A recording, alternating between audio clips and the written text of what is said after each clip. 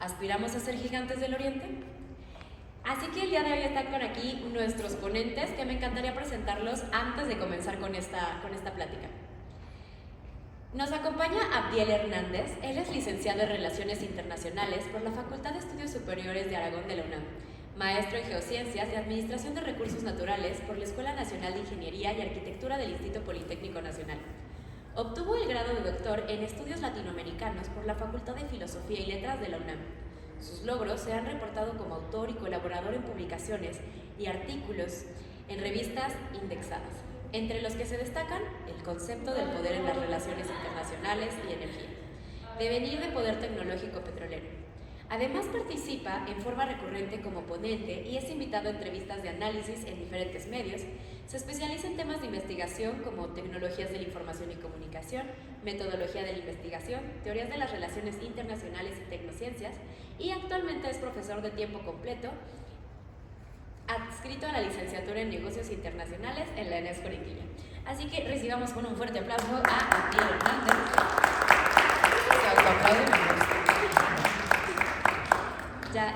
Ya me caes mal directamente porque decía metodología de la investigación y pésima materia en la universidad. Es la más divertida. No, chavos. También nos acompaña Mario González. Él es internacionalista de formación, maestro y doctor de estudios de Asia y África, área sur de Asia por el Centro de Estudios de Asia y África, el Colegio de México. Fue profesor investigador visitante de tiempo completo en el Departamento de Relaciones Internacionales y Ciencia Política, en el Tecnológico de Monterrey, donde también fue el director de la revista con fines de Relaciones Internacionales y Ciencia Política. Igualmente fue profesor visitante en la Universidad Autónoma Metropolitana.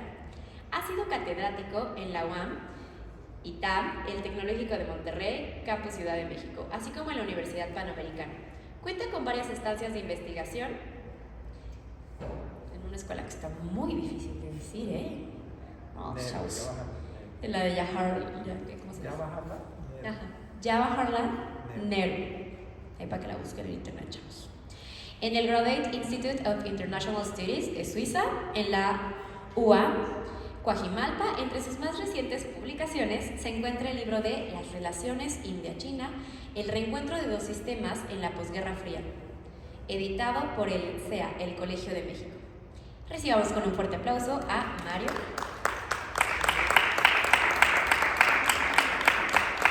Y estará moderando esta plática Rocío Vargas. Ella es una líder mexicana en comercio electrónico, marketing digital y creación de contenido. Su vida está marcada por una visión innovadora donde los negocios se combinan con la magia. Fundó Barubu, el marketplace de los mexicanos, una plataforma que conecta marcas nacionales con clientes de todo el país. También ha creado Rogue, Templo Creativo, su agencia de diseño, comunicación y estrategia, con la que ha trabajado desde marcas locales hasta campañas políticas nacionales. En 2024 dio un paso decisivo para convertirse en candidata a la presidencia municipal de Tabasco, consolidando así su compromiso con la sociedad y su visión de convergencia en el mundo y más allá. Sus estudios del mundo místico los integra a través de disciplinas como la numerología, la cábala, la masonería, runas nórdicas, tarot, meditación, entre otros. De esa integración nace Holofest, un festival místico empresarial que une espiritualidad y negocios en una experiencia transformadora. También un fuerte aplauso para Rocío. Y pues los dejo con estos chicos. Muchísimas gracias por estar aquí. Qué amor, muchas gracias, bienvenidos. Es un amor estar con ustedes aquí y gracias por las presentaciones de todos. Por favor, pueden decirme Rob. Y bueno, para mí la vida es un juego y para poner este avatar a jugar, pues hay que entender el juego del planeta. Y para eso tenemos el día de hoy a estos dos cracks que nos van a dar una perspectiva diferente en la que podemos echar un vistazo de una forma futurista, pero que a la vez ese futuro está aquí y ahora. Sin más preámbulo, vamos a iniciar. Está dividido este panel en 3 bloques. En el primero vamos a hablar un poco de conciencia, en el segundo sobre economía y política y en el tercero sobre tecnología y educación. Bienvenidos, muchas gracias por este honor. Y bueno, para entrar un poquito en materia, vamos a platicar sobre alguna breve introducción de China en comparación con México en el tiempo actual que nos puedan dar. La pregunta es igual para ambos, así que cuando termine el primero, puede seguir el siguiente. Empezamos contigo, Mario.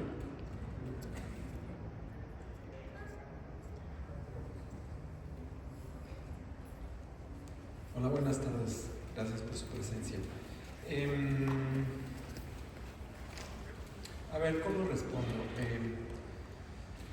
Me parece que ambos países se encuentran en una encrucijada en esta reconfiguración del orden internacional y llegan a esta cita de forma distinta, como plantea la pregunta.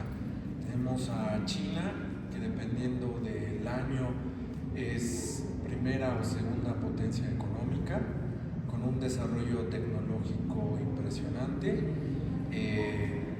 La mayoría debe de conocer las marcas de Huawei, Xiaomi, Oppo, ZTE, etcétera, son chinas, y eso justamente les ha permitido llegar donde están.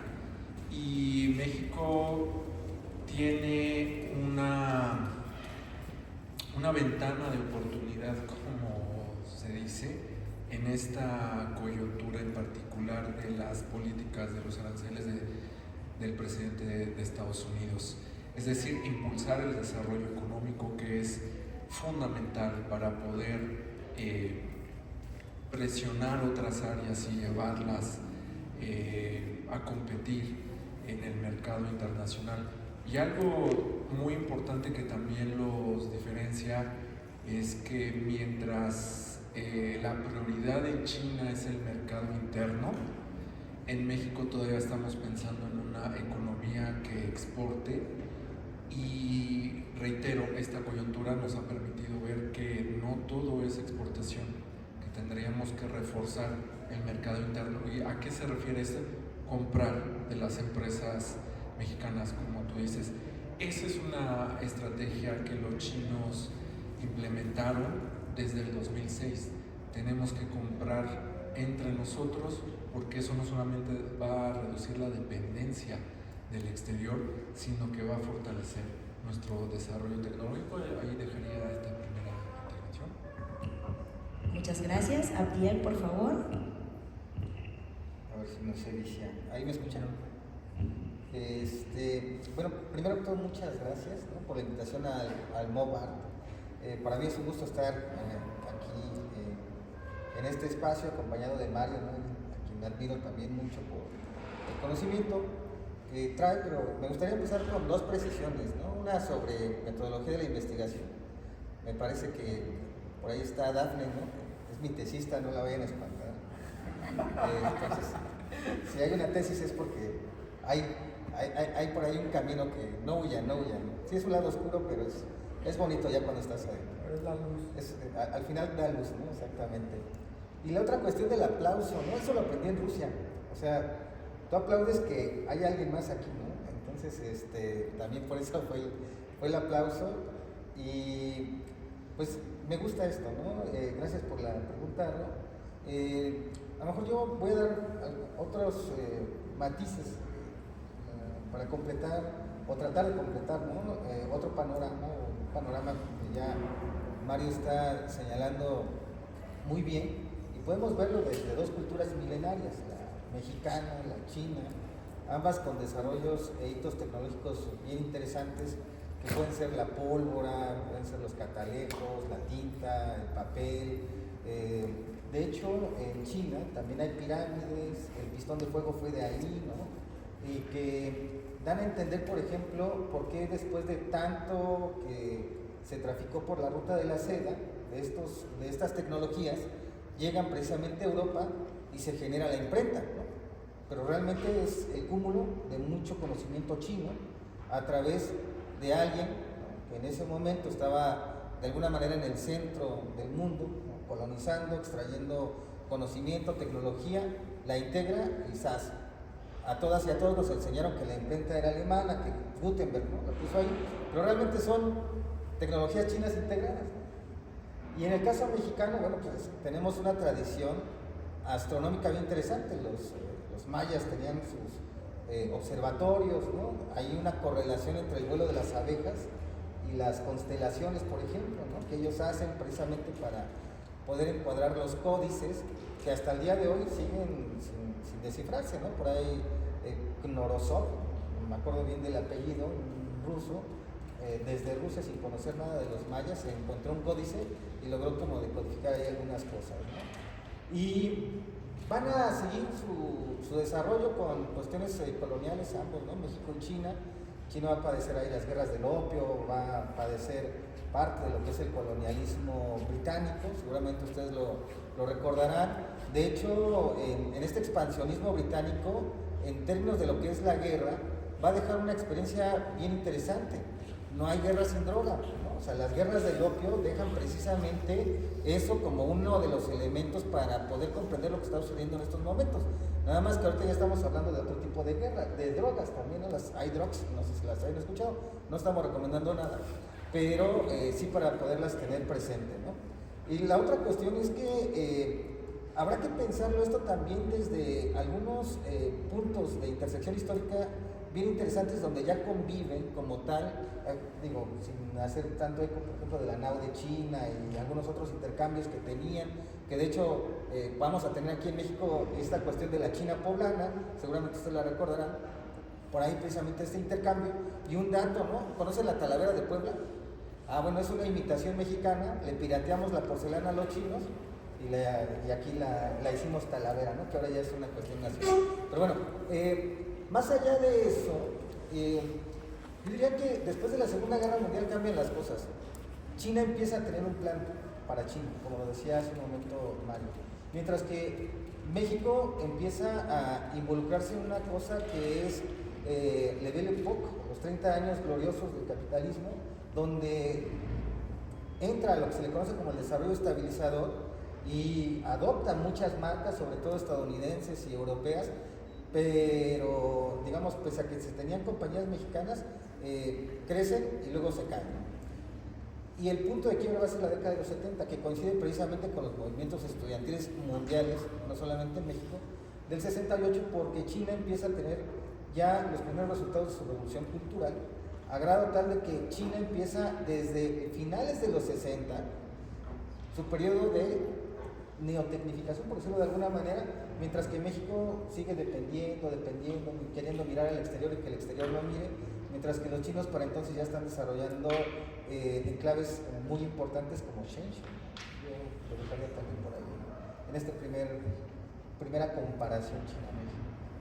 Muy bien, muy interesante, y justo se habló de reprogramación, y hablando de Matrix y de juego, bueno, es precisamente todas estas estrategias, decisiones que nos van permitiendo reprogramar esa realidad. Y justo vamos a entrar a nuestro primer bloque, que es conciencia. Y la primera pregunta es, cuando analizas el ascenso de China, ¿crees que detrás de su éxito hay algo más que política y economía? Es decir, una especie de conciencia civilizada en expansión. Mario, por favor.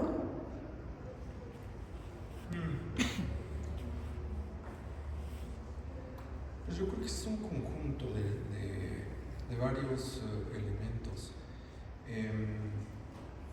Conciencia, pero conciencia nacionalista. Algo que la dirigencia china ha logrado inculcar en los chinos es que pertenecen a una nación que tiene un pasado glorioso y que puede llegar y que pueden retornar al punto donde pueden volver a ser esa potencia. Eso está muy presente entre los chinos. Si les preguntas, siempre hacen esa diferencia entre aquellos países con los cuales sí se puede cooperar y aquellos países de los cuales se van a vengar. Una anécdota que yo tengo es que justo me tocó pasear a un chino cuando yo vivía en la Ciudad de México. Gracias a mi papá yo conozco el centro histórico y además yo vivía por el Monumento a la Revolución. Entonces siempre que nos preguntaban, ¿alguien quiere darle un paseo a un chino que vino? Pues yo siempre estaba ahí de ofrecido, ¿no? Y bueno, en la conversación justo le preguntaba cuál era la experiencia que tenía de México, ¿no? Porque él ya había ido al Templo Mayor y me dijo, vi estas cosas, bla, bla, quería comprar un alebrije, y ahí saltamos al tema cultural, por eso le pregunté que cómo veía México. Me dijo, pues con ustedes no tenemos problemas, pero con los europeos, con Francia, con Gran Bretaña y con Estados Unidos, de ellos sí nos vamos a vengar, pero ustedes no tienen de qué preocuparse, ¿no? Y esa es parte de la conciencia, que es un elemento más, porque si hay política, la política es inseparable de la economía y la economía es inseparable de la cultura. Entonces, esta conciencia de tenemos que volver a hacer ese glorioso país está muy presente. Ahora, con eso no quiero decir que todos estén pensando en serlo.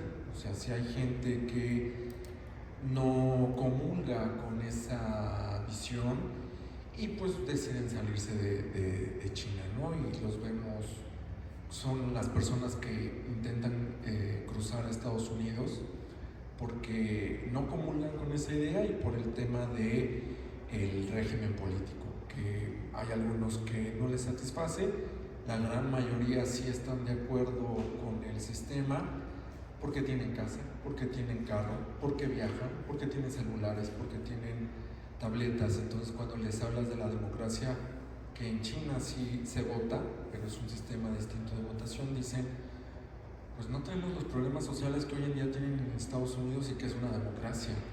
Entonces, ¿para qué quiero ese tipo de democracia si con el régimen que yo tengo no vivo en la calle? Cosa contraria que sí pasa en Estados Unidos. Tienen democracia, votan, pero no tienen cómo alimentarse y no tienen dónde vivir. Entonces yo creo que es un conjunto de elementos que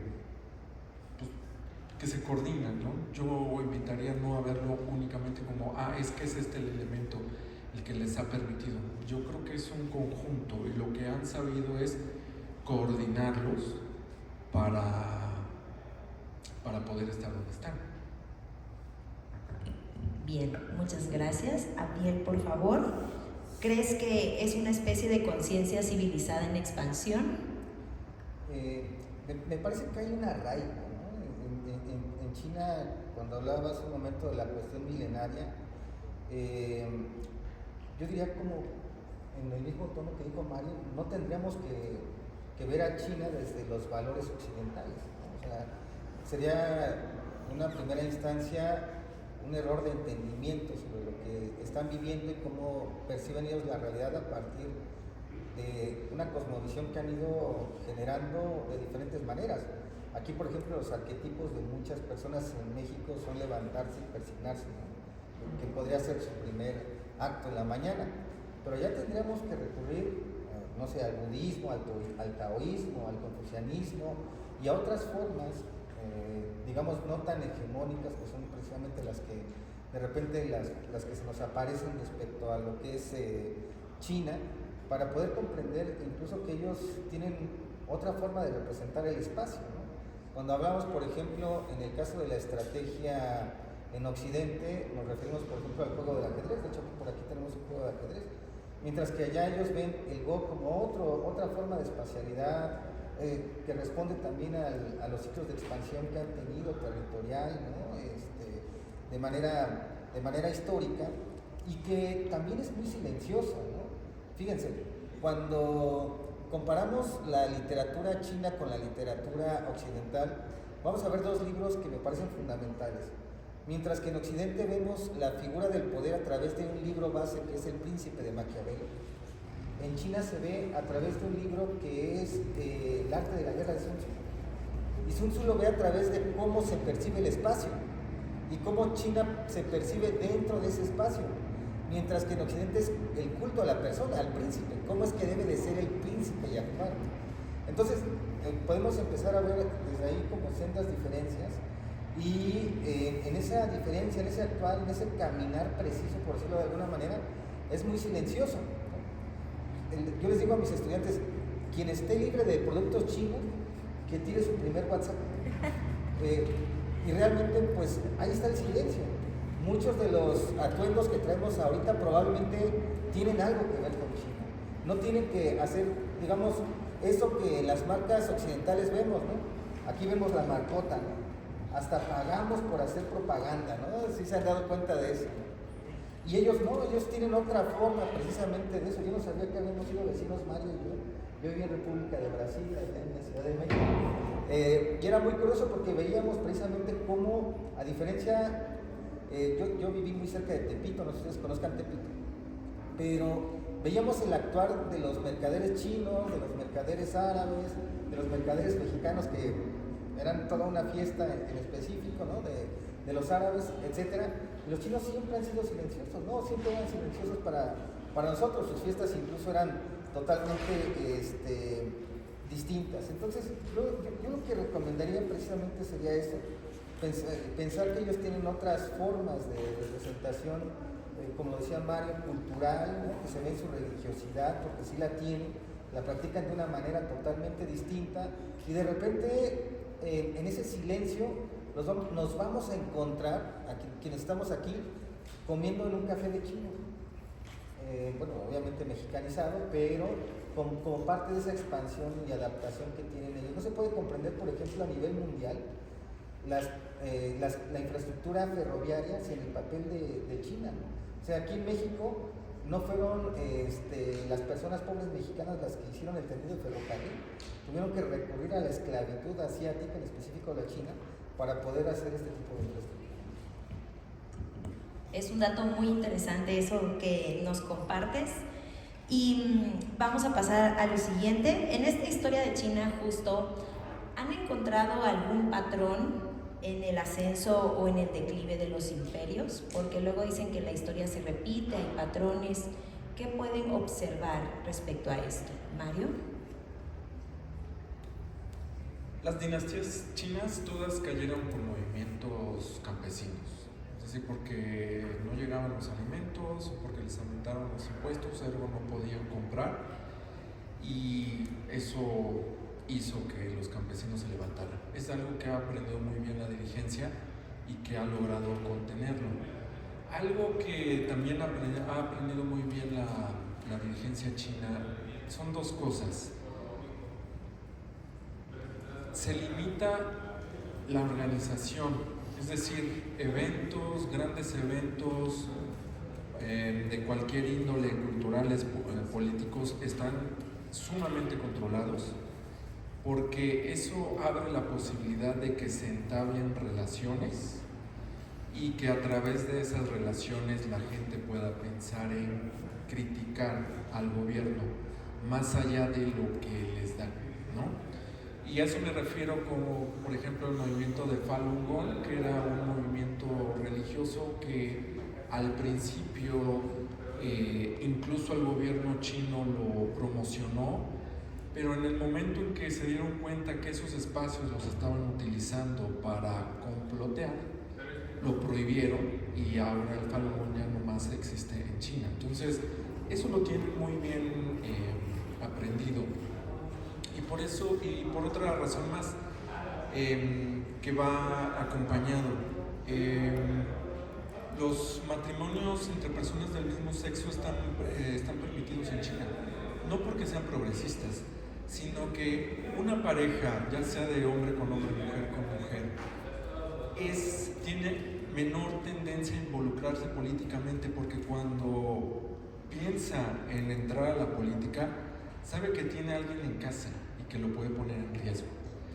Entonces, por eso permiten ese tipo de uniones y con eso van regulando la participación política, ¿no? Entonces, ¿eso de dónde les viene? Justo de lo que pasó con las dinastías, ¿no? Permitir espacios públicos era una forma de canalizar la protesta, pero al mismo tiempo es una puerta para promocionar la actividad política, ¿no?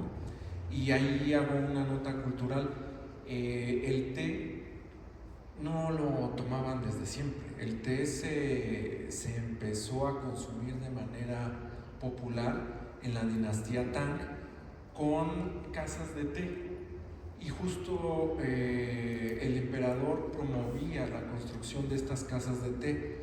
Todo iba bien hasta que se dieron cuenta que la gente empezó a expresarse en esas casas de té contra el emperador y entonces la cerraron, ¿no?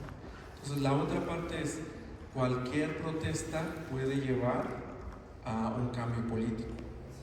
Y eso lo vimos recientemente en la pandemia, cuando se reabrió China y volvió, hubo un nuevo brote de COVID.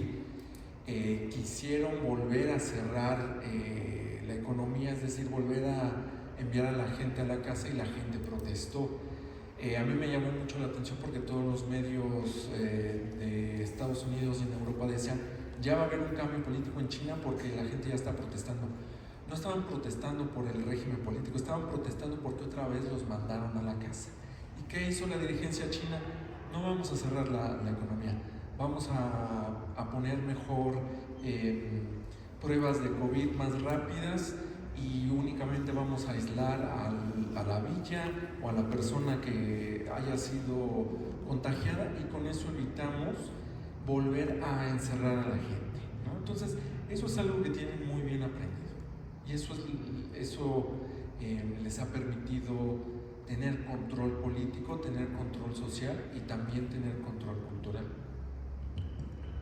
Absolutamente. Abdiel, compártenos qué patrones has encontrado tú. Fíjense que escucha yo,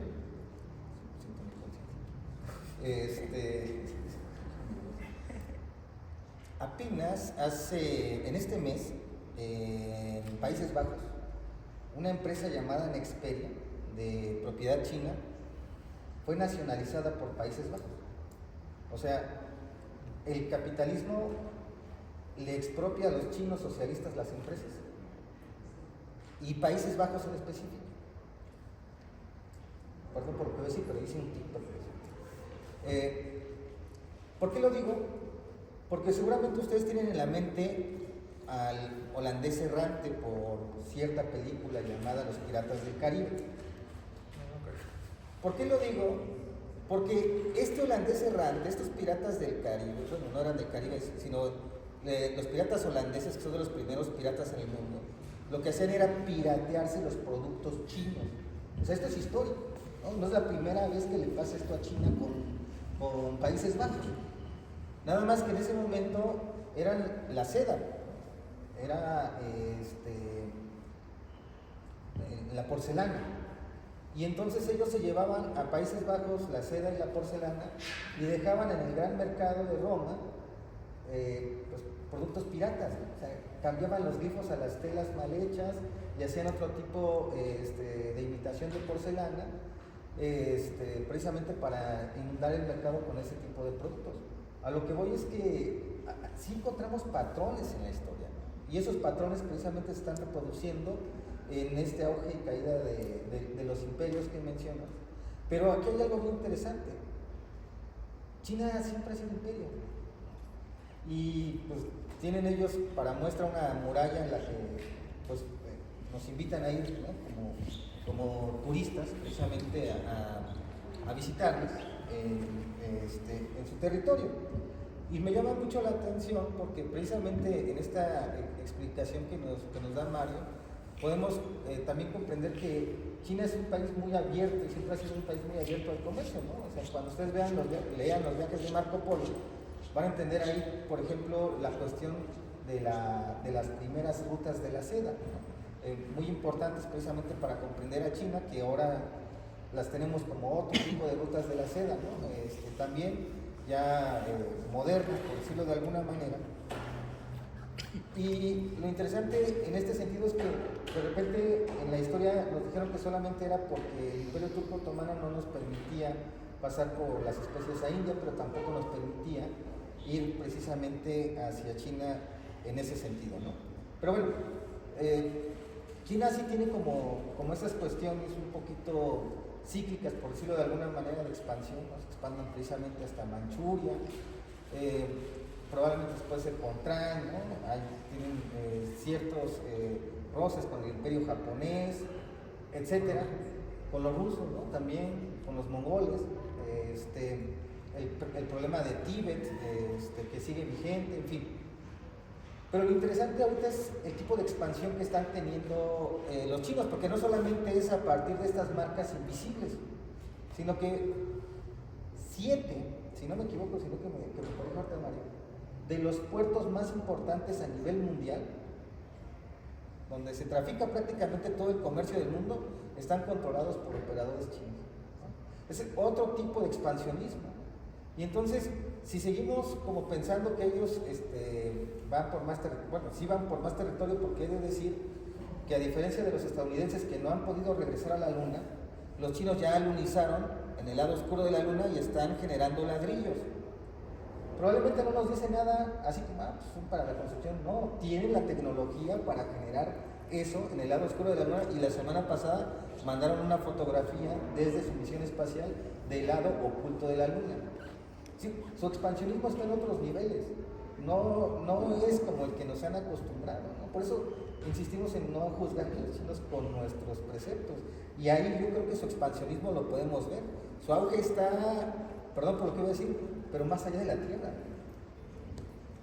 Totalmente, es un dato muy interesante esto que nos compartes de la Luna, y justo nos lleva a esta tercera pregunta, que es: si China habla de ese sueño chino y México del desarrollo, ¿qué tanto crees que influye la palabra que se usa para moldear el destino colectivo de una sociedad?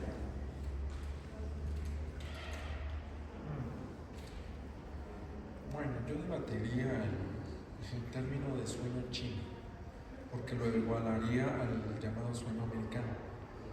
Y parten de dos realidades distintas, y no solamente de dos realidades distintas, sino de dos proyectos distintos. Mientras el sueño americano es individual, el supuesto sueño chino incluye a la familia, ¿no? O sea, es individual, pero en el sentido de que formas parte de una familia, ¿no? Entonces, desde ahí habría que verlo, como Abdiel ya ha dicho, desde otra perspectiva.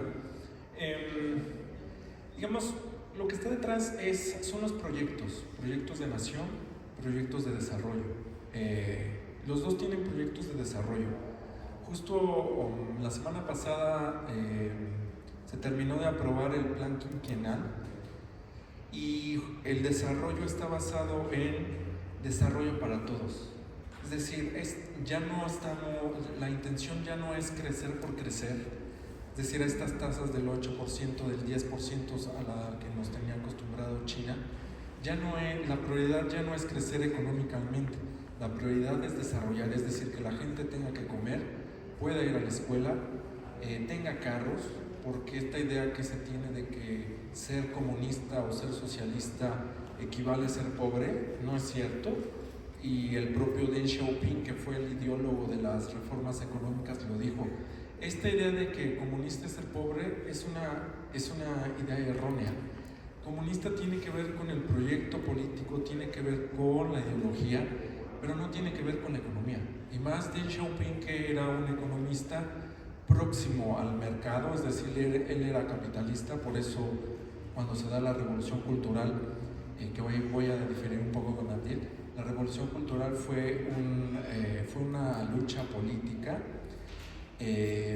A él lo mandan a reeducarse. ¿Qué es reeducarse?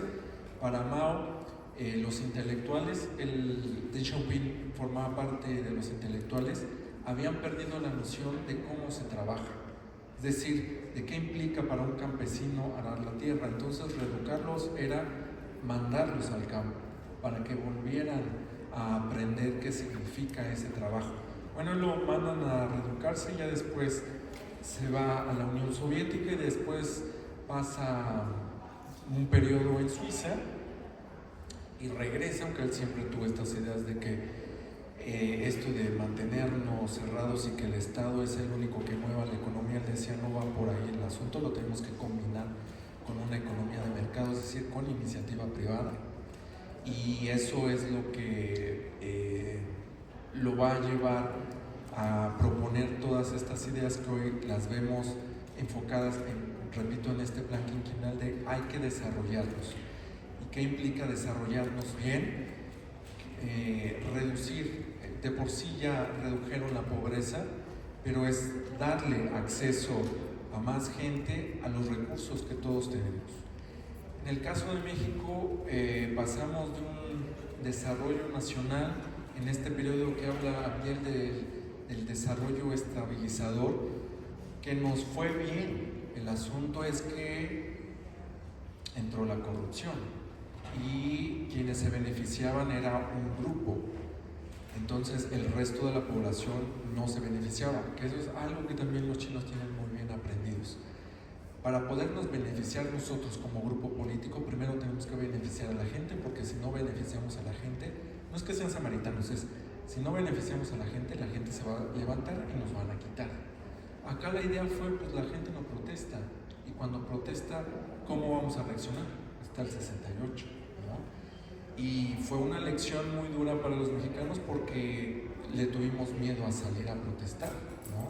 En la Ciudad de México no, porque es una sociedad más militante y siempre ha habido movilización, pero en el resto del país no. Por ejemplo, Nuevo León, Monterrey, cuando sí hay un pequeño movimiento en el 68, se empiezan a dar huelgas, pero los dueños de las empresas, cuando ven esto, les dicen a los trabajadores: si ustedes hacen las huelgas, yo desaparezco la empresa, ¿no? Y con eso se soluciona el problema. En la Ciudad de México no iba por ahí. Bueno, entonces, ahí me perdí, no sé por qué saqué este tema de... por lo bueno, hablábamos de qué tanto influye la palabra para colectivamente crear una realidad. Y en el caso de México, el desarrollo parece ser más un discurso que no termina de materializarse, ¿no? En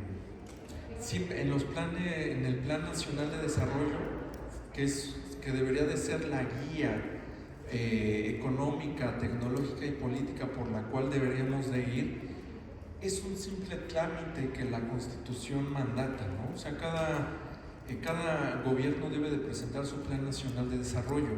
Muy bonito, pero ¿en qué se traduce? Y ahí vuelvo al punto del plan quinquenal. El plan quinquenal, en el caso de China, no es un documento que lo ponen en el archivo, es una constante que es la que determina por dónde tenemos que ir.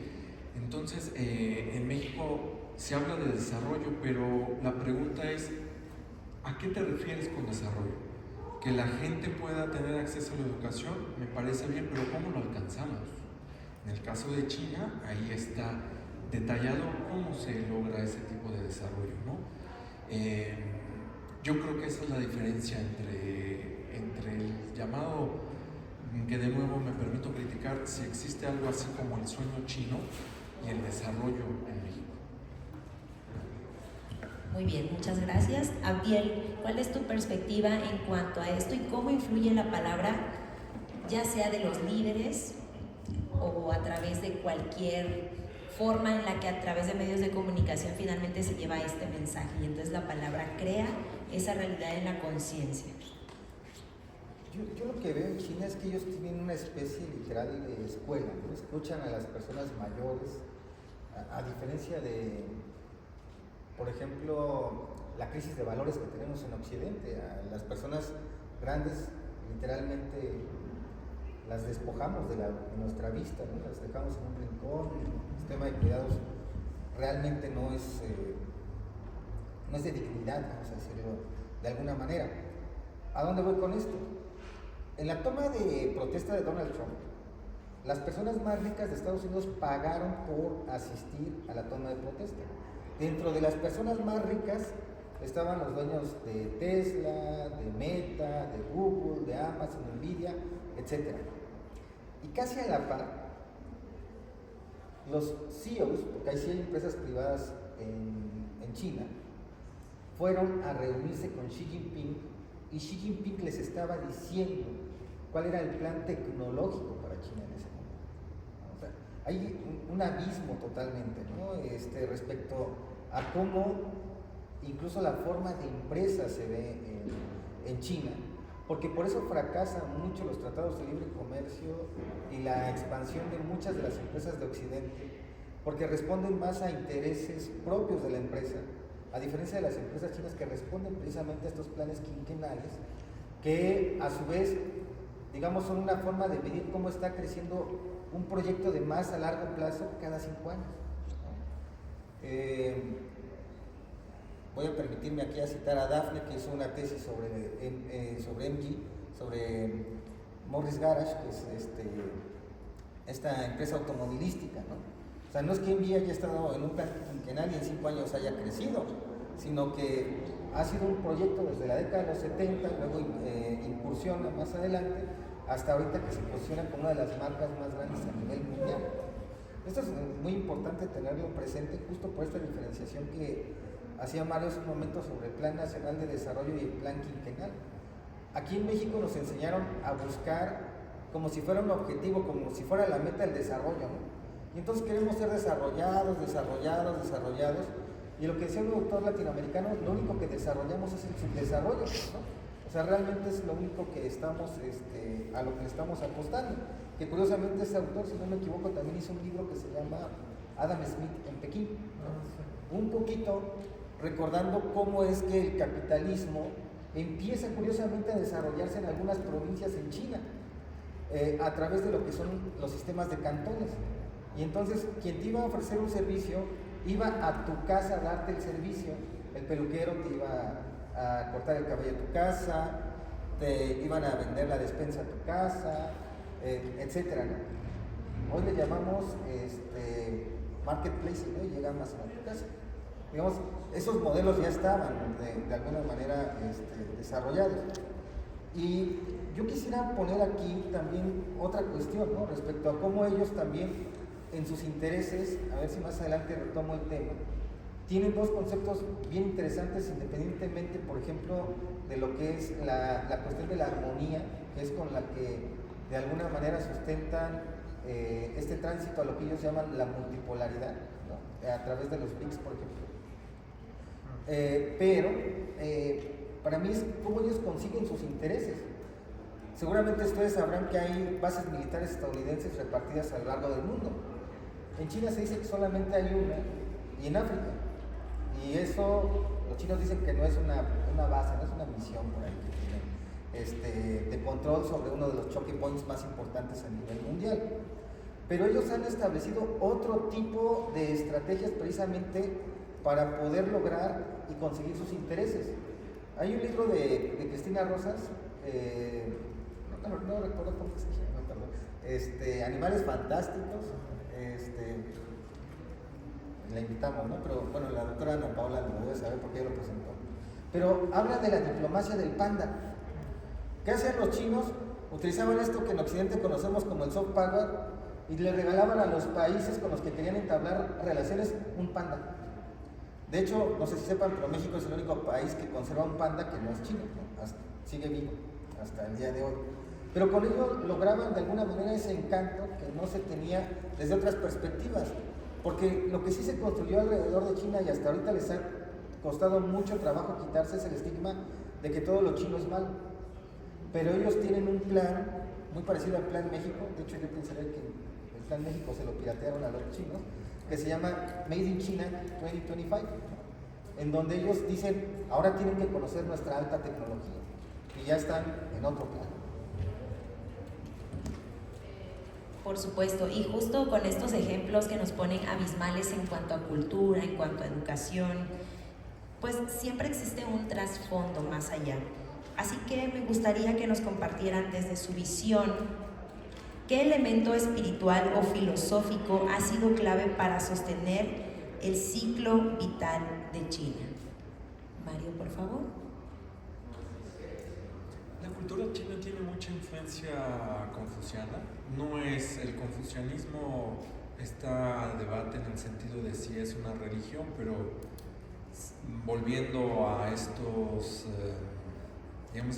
estos esquemas mentales que se han generado en Occidente desde la perspectiva occidental, entre comillas, no es una religión por una serie de cosas. Ahí habría que preguntarse entonces si nuestro concepto de religión lo deberíamos de cuestionar, ¿no? Pero volviendo al punto, la cultura china está influenciada por el confucianismo. Si quieren saber qué es el confucianismo, les recomiendo una serie coreana. Ustedes dirán, ¿y por qué coreana? Porque el confucianismo y la cultura china tuvieron mucha influencia en las dos Coreas y en Japón. Se ve desde la vestimenta hasta estos temas del confucianismo. La serie se llama La aprendiz de historiadora, si no mal recuerdo, y justamente ahí ven cómo funciona esta ética, que para algunos autores el confucianismo es una ética de Estado. Ahí la pueden ver, a eso se refiere una parte del confucianismo, y el resto son una serie de religiones que les llamamos religiones tradicionales. ¿Cómo las vemos? Que no quiero decir que son animistas, pero se refieren al culto a fenómenos naturales, la lluvia, la luz, etc. En estos cafés que dice Abdiel, que ahí menciono que ya están en desaparición, desgraciadamente. Aquí en Querétaro yo no he visto cafés de chinos. En la Ciudad de México, mi pueblo, eran muy tradicionales, pero ya están desapareciendo. Y sobre todo en la década de los años 30, 40, 50, eran muy populares estos cafés porque se reunía la gente ahí a platicar, o sea, iban a misa, se pasaban a desayunar al café y luego se regresaban a su casa, ¿no? Desgraciadamente ya están en desaparición. ¿Pero por qué traigo a colación esto? Porque cuando ustedes cuando lleguen a ir a mi pueblo y vayan a uno de estos cafés, al entrar van a ver un altar con un señor de barbas. Ese es uno de los, digamos, de los dioses o de los ídolos a los cuales le rezan, y eso forma parte de la cultura china. Y bueno, con lo que quiero decir es, no hay una religión preponderante en China. Además a ello hay que agregarle lo que Abdiel decía, está el budismo, que no es el budismo sale de India. Entonces el tipo de budismo que se ejerce en China es distinto al budismo tibetano, por ejemplo, el budismo que conocemos acá. Está el taoísmo y está esta otra religión de la cual yo les hablaba, del Falun Gong, y están otras series de prácticas como el Feng Shui, que ha tenido mucha repercusión en Occidente, mezclado con esta parte que decía Abdiel del orden cósmico, que no es exclusivo de China. Digamos que todas las civilizaciones tienen un concepto de lo que debería de ser la armonía y de lo que debería de ser el orden.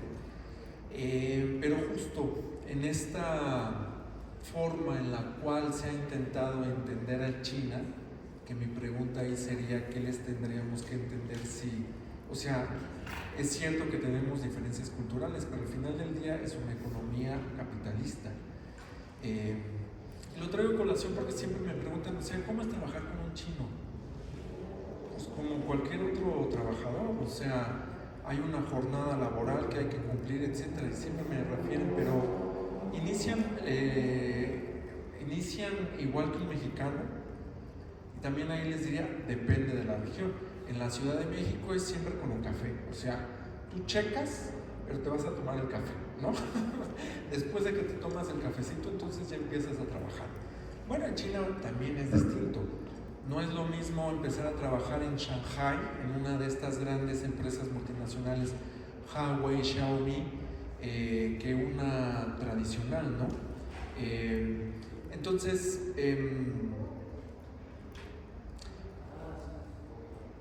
digamos, no hay más que una mística, hay una serie de elementos religiosos que nutren la cultura china. Lo dejaría. Muy bien, muchas gracias y gracias por el dato de la serie. A ver, levanta la mano, ¿quién se acuerda cómo se llama?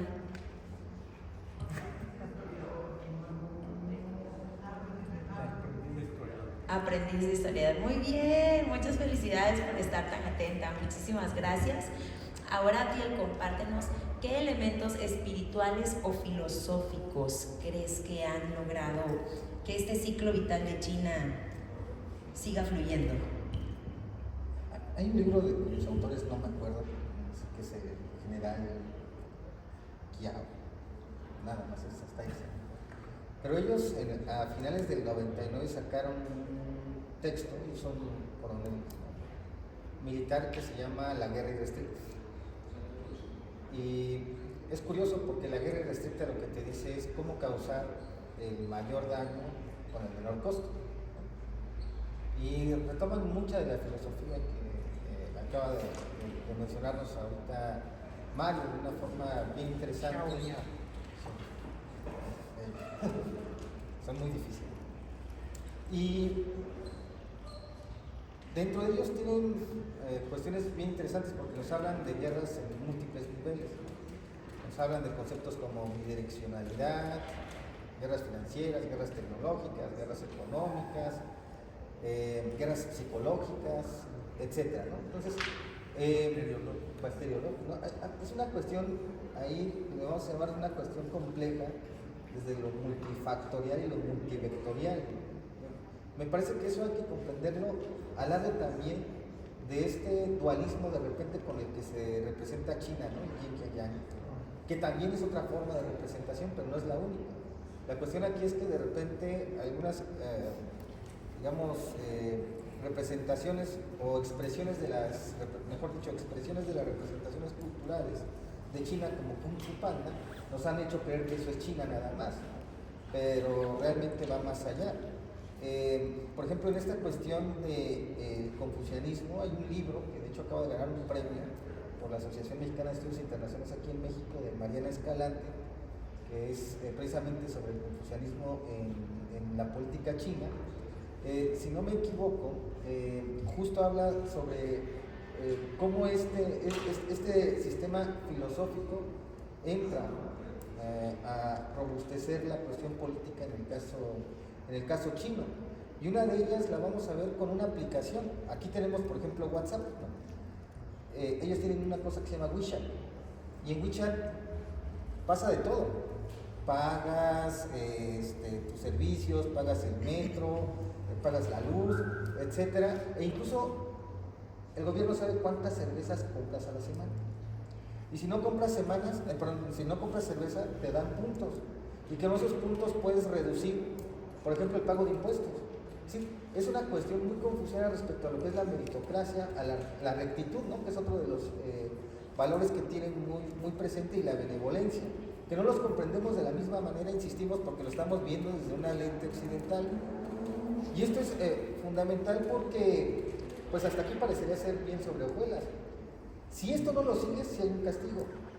Y acuérdense que en China la corrupción está penada, ¿con qué creen? La muerte. Con la muerte, ¿no? Simplemente te matan, eres corrupto. No puedes estar dentro de este camino de la rectitud, de la benevolencia. Entonces, justo por eso habrá que de repente pues cuestionarle, como bien lo hacía Mario, lo hace, ¿no? con estas personas con las que paseaba en el centro, pues preguntarles ellos qué percepción tienen de sí mismos. E incluso la autopercepción es otro de los valores que tienen.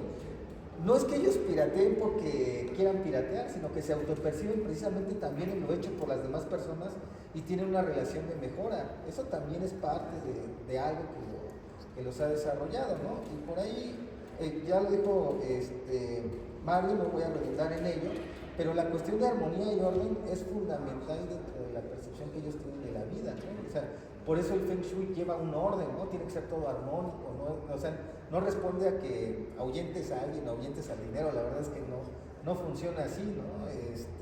Por decirlo de alguna manera. Y otro de los temas, de los cuales no lo sé, pero que está muy presente y seguramente lo tienen muy a la mente por un gatito que está así en muchos de los negocios, que es el tema de la atracción.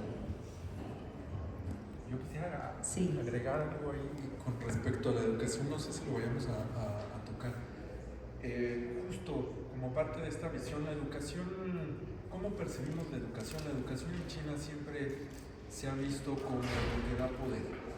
¿quiénes tenían influencia sobre el emperador? Los letrados. Justo en esta serie ahí también se ve cuál es la percepción que se tiene de la educación, y eso sigue permeando en la sociedad china. Lograr un título universitario es una meta para ellos. Yo creo que el modelo neoliberal a nosotros nos ha llevado a irle quitando la importancia que tiene la educación. Abdiel y yo seríamos el equivalente a, bueno, depende del empresario. Yo preferiría ser Slim que Ricardo Salinas, pero en el sentido del valor que tiene la educación. Es decir, si tú eres doctor de grado, es un trato distinto al que te dan. Y con eso no me estoy quejando de que aquí me traten mal, sino que justo ahí ves la percepción, ¿no? O sea, la persona que estudió implica dedicarle su vida a estudiar. Entonces los maestros en China no solamente les pagan bien, sino que el maestro en China es visto como una persona que está por arriba de un político. Por eso los políticos se hacen acompañar de profesores, de científicos, con los cuales desarrollan o ponen en marcha las políticas. Y desgraciadamente en México hemos perdido esa idea de la educación. O sea, hoy en día, ¿quién prefiere tener un político? Perdón, no me estoy metiendo en temas de esclavos, pero ¿a quién tengo mejor? A un mercadólogo. O sea, ¿cómo planteo unas políticas públicas? Pues primero para llamar la atención. Obvio, también estamos hablando de sistemas políticos distintos. Yo estoy más acostumbrado a un sistema político democrático que a un autonomista, ¿no? Muy de la mano lo que comenta Mario de la educación con lo que comenta Abdiel de los reflejos, porque al fin y al cabo poder ver el reflejo de ti mismo en otros es parte de la educación, es parte de saber quién eres. Así que me parece muy importante esto que mencionan. ¿Cómo vamos hasta aquí? Que con esto hemos terminado el bloque 1, pero ¿quiénes están despiertos? A ver, levanten la mano, ¿quiénes están investigando?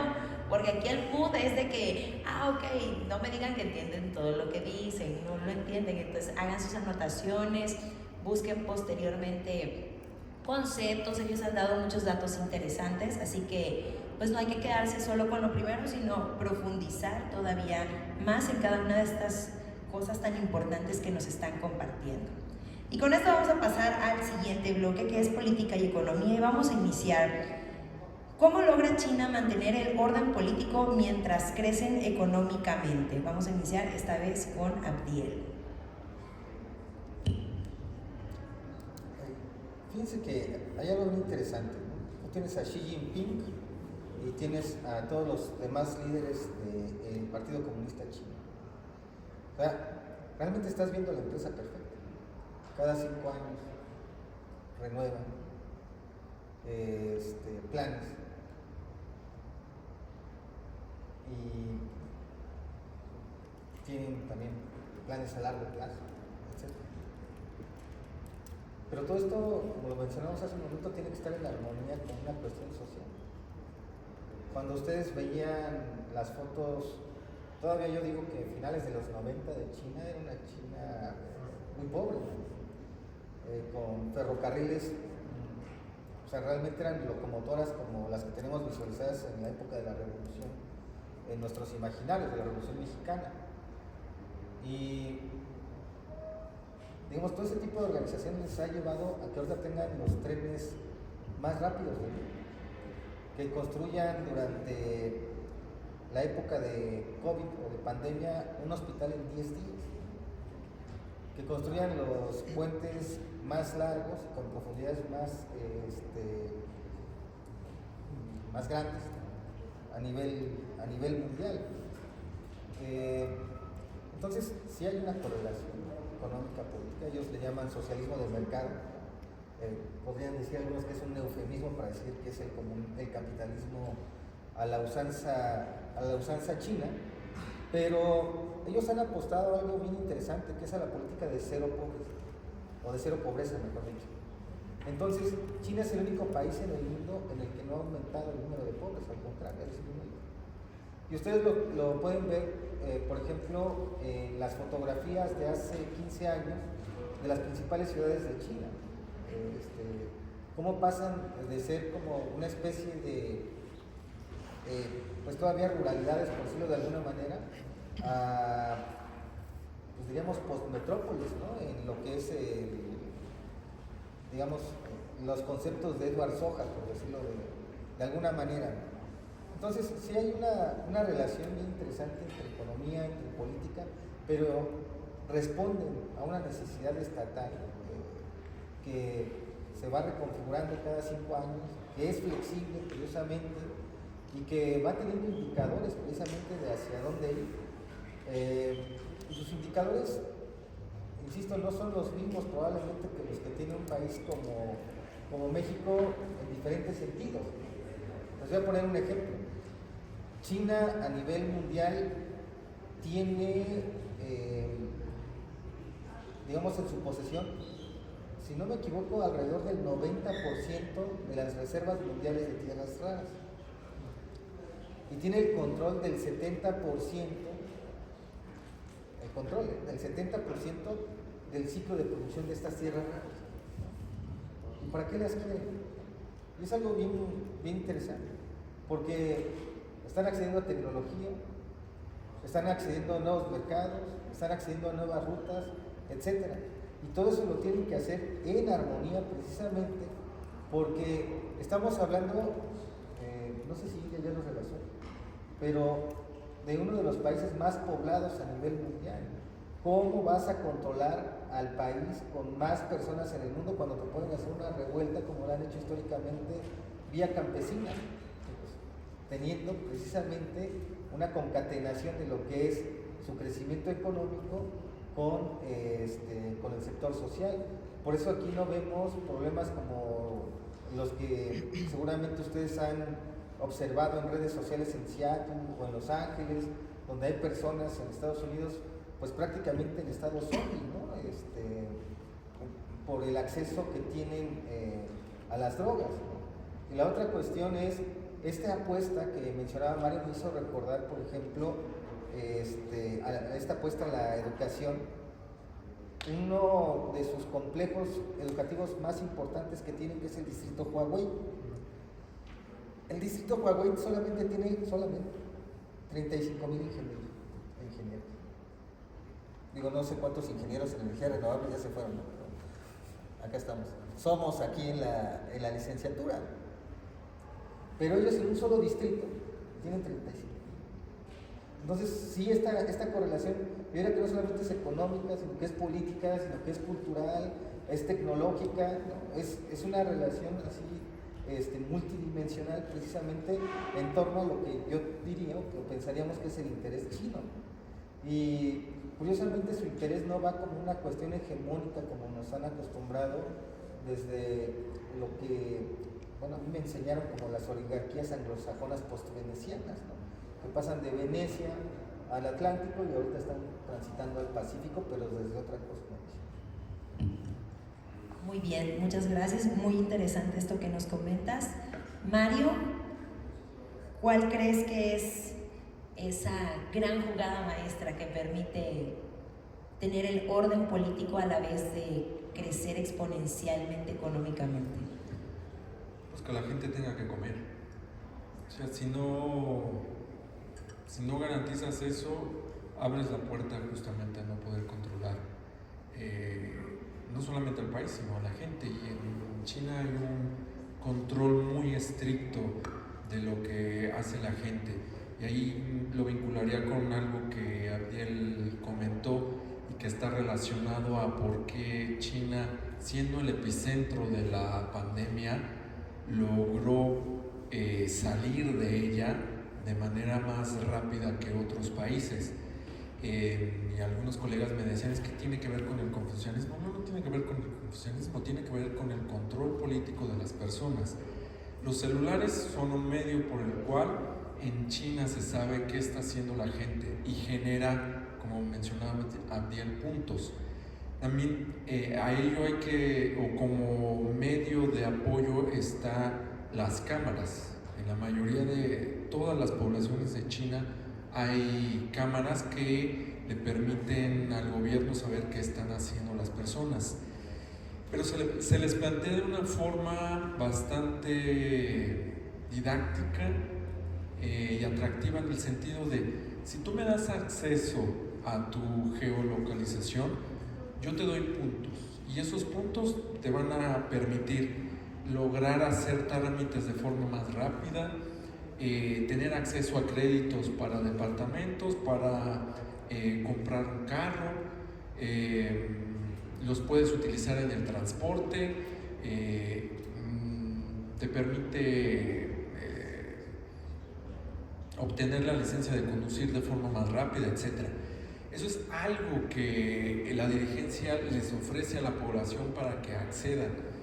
Yo ahí lo pondría entre comillas, más que entre comillas, yo no sé si estaría dispuesto a entregar mis datos personales de esa forma a cambio de puntos. No lo sé, ahí lo dejaría, pero bueno, esa es una forma que les permitió justamente tener localizadas a la gente, y con eso rompieron el ciclo de contagio. Bueno, entonces, ese control político les ha permitido tener el control del país. Y ahí también les sugeriría ver un documental de un canal de YouTube que es francés, ahora me acuerdo del nombre, en el que justo el documental es sobre los enfermos de VIH, que también la salud es un tema importante en China, y esos temas también los ponen dentro de la agenda pública. Entonces, este documental es sobre una activista, porque sí hay activismo social en China, nada más que está controlado. ¿Cómo se controla? Ustedes pueden hacer una ONG, pero esa ONG tiene que estar afiliada a la única ONG, que ya no sería ONG, pero que oficialmente es del gobierno, que son dos, que es la de las juventudes y las de las mujeres. Entonces, cualquier ONG tiene que estar forzosamente afiliada a eso, que les permite tener acceso a recursos internacionales. Entonces, esta mujer se infecta de VIH, va a presentar su caso en una conferencia internacional en Ginebra, Suiza. Le permiten salir, pero al regresar tiene que entregar su celular para saber qué hizo. Y ella, estando en Ginebra, pide asilo político. Entonces, cuando regresa, saben de esta actividad, y el dirigente de la villa donde está ella le dice: te puedes regresar a Ginebra a pedir el asilo político, pero tú sabes lo que va a pasar en la villa, y que es que su familia va a ser aislada, no va a poder tener acceso a los beneficios que el resto de la comunidad tiene, y esa es una de las formas que ellos encuentran para que ella no vaya a Ginebra. Al final sí logra hacerlo, con todas las implicaciones que tiene para su familia, y la familia pues no está de acuerdo con que ella se vaya, pero saben que la única forma de que ella tenga acceso a los medicamentos, porque los medicamentos para controlar el VIH en China, vale la redundancia, también están controlados, no a cualquiera se los dan. Saben que representa la vida para ella salir de China, porque es un estigma social ser un infectado de VIH. No solamente en China, me parece que a nivel mundial sigue estando ese estigma de la enfermedad del VIH, pero acceden a no tener acceso a todos los beneficios que el resto de la comunidad sí tiene, porque saben que ella va a poder vivir un poco más estando en Suiza. Entonces, cerraría esta parte diciendo que el control político es beneficiando a la gente, lo que les permite mantener la estabilidad y el orden. Esta parte que ya en varios puntos que han mencionado sobre el juego de los puntos que te dan, me parece una estrategia bastante creativa, incluso la que mencionaron hace un rato también, de que comprendí que si no compras tanta cerveza, eso te ayuda para impuestos. O sea que los cheleros van a pagar mucho impuesto. Súper bien, muy interesante. Vamos a arrancarnos con lo siguiente y que justo va muy de la mano. ¿Qué tanto del éxito económico de China depende de su disciplina cultural, que ya han mencionado varios puntos, pero ahora lo vamos a ver frente al consumo emocional que domina al occidente? Iniciamos con Abdiel, por favor. Uf, qué pregunta, porque digamos, pensaríamos que China no se consume, pero sí consume, ¿no? Aunque el consumo es algo distinto.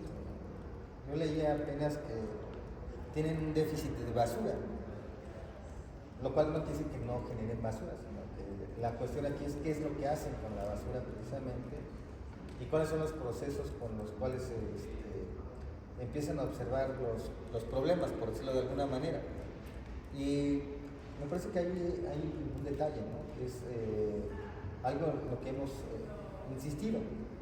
Todo se planifica, hasta los problemas se planifican, por decirlo de alguna manera, pero este éxito está acompañado pues, precisamente de otros proyectos, ¿no? Y proyectos que hacen que China se vea hacia afuera respecto a la recuperación de espacios, como en su momento fue Hong Kong, por ejemplo. No, probablemente para ellos muy cerca tendrá que ser Taiwán, ¿no? Y estos procesos de relocalización que están haciendo a través de las empresas de manufactura de semiconductores, ¿no? Alrededor de ello, buscar rutas alternas por si hay algún problema bélico a lo que es el estrecho de Malaca, ¿no? Y que acaban de inaugurar hace 3 semanas, si no me equivoco, junto con los rusos, 12 viajes en la ruta del Ártico. Entonces, digamos, como que esa forma de prever es muy implícita respecto a lo que están ellos desarrollando. Pero no solamente eso, sino que en términos económicos también le están apostando a otro tipo de estrategias, ¿verdad? Que tienen que ver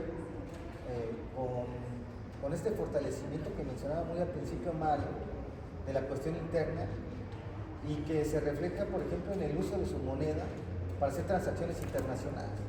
O sea, el proceso de la desdolarización, si alguien lo puede llevar y lo está llevando a cabo, es China. Y hay otros países que están imitando su ejemplo.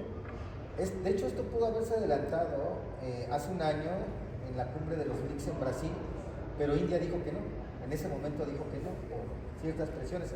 Llegaba Donald Trump, Mark Zuckerberg estaba en ese momento implementando proyectos muy interesantes para unir África con India a través de una red de fibra óptica submarina. Entonces era muy difícil la desdolarización para India en esos momentos, pero de repente con esto también que mencionó Mario hace un momento respecto a la cuestión de las sanciones arancelarias, India empezó a padecer sanciones y pues tuvieron que ir hacia otra cuestión de soberanía, ¿no? Pero bueno, para no desviarme, en esta cuestión de la disciplina, yo veo más como en la parte de la planificación, prevén precisamente problemas, empiezan a generar ciertos objetivos que tienen que ser alcanzables y que de repente, por ejemplo, podemos decir que no los están cumpliendo porque China está creciendo ya no al 5%, sino al 4%.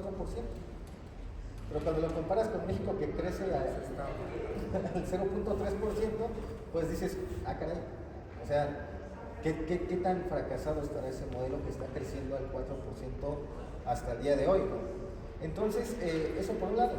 Por el otro lado, pues también este sistema multipolar de alianzas que están haciendo, el más visible es el de los BRICS, ¿no? Que acaban de ampliarlo hace 2 años, si no mal recuerdo, con Arabia Saudita, con Irán, etcétera, logrando concentrar en un solo bloque la mayor población del mundo, la mayor cantidad de recursos críticos estratégicos y la mayor concentración de PIB a nivel mundial. Pero eso es, digamos, lo más visible. Hay otros de corte militar, como la Organización de Cooperación Shanghái, que también están precisamente ahí previniendo, ¿no? En términos de lo que es otra cuestión disciplinar, algún escenario adverso precisamente hacia China, y en este caso la cuestión militar, ¿no? ¿Por qué? Porque China está padeciendo algo muy parecido a lo que Rusia en algún momento empezó a padecer, que es todo un cerco sanitario de la OTAN alrededor de ellos. Y bueno, para eso pues podríamos agregar otros ejemplos, ¿no?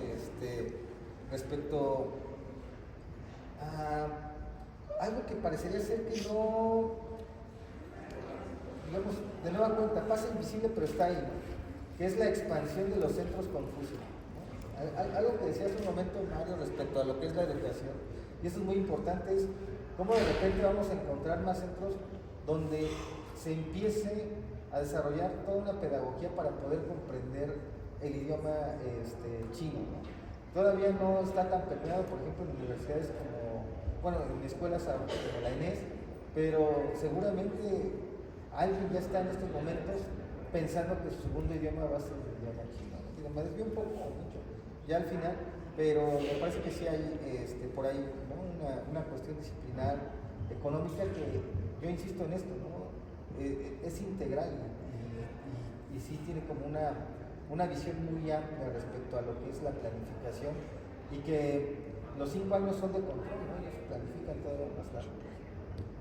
Claro, muchas gracias. Pues nos quedamos justo ahí con una palabra que es planificación. Y bueno, Mario, compártenos cuál es tu perspectiva en cuanto a este tema cultural de disciplina versus este consumo en México. Me voy a permitir diferir de Afdiel. Yo creo que en China hay un consumo dirigido, porque también se consume.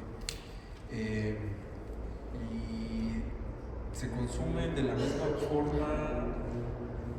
misma forma que en el resto del mundo. Es decir, también vamos a ver grandes tiendas en China de Louis Vuitton, Bergaman, todas estas tiendas están en China, y de hecho es un mercado que les interesa porque la clase media china representa más o menos la totalidad de la población de México. Entonces es un mercado que les atrae, porque al final del día el capitalismo es el capitalismo y los patrones de consumo son iguales. Es decir, la gente tiene una suerte de aspiración, y tener una bolsa de Louis Vuitton o una cartera de Louis Vuitton sigue siendo un signo de estatus. En China también lo vamos a ver. Pero el gobierno dirige el consumo. Por ejemplo, se promueve que viajen. ¿Por qué les interesa que viajen?